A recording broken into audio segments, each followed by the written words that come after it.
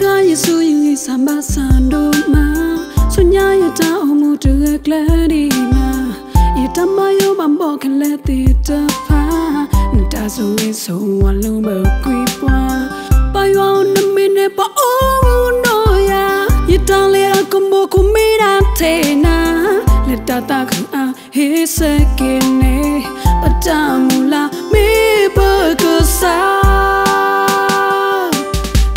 See your lata, kotone hallelujah. See patraki on,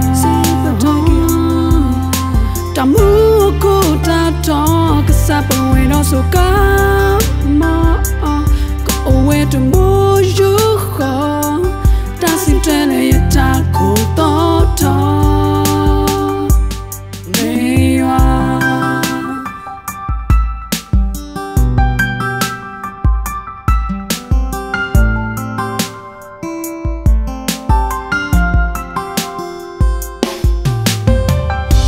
Yesu yungi samba sandoma Sunya yata omu tuga gladima Yata mayo bambo kele titapa Nta suwe so walu berkuipwa Bayo namine pa unoya Yata lera kumbo kumira tena Leta takang a hisekine Patamula mi berkesa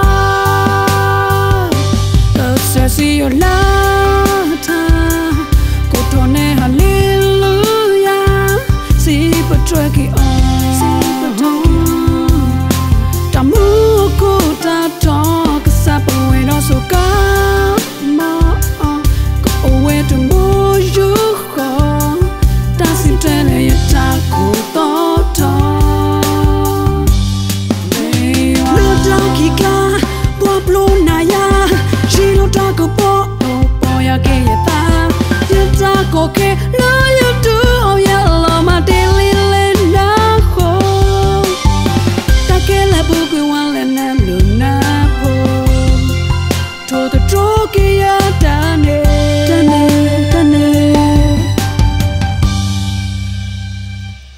cause I see your lata kotone hallelujah see but dragi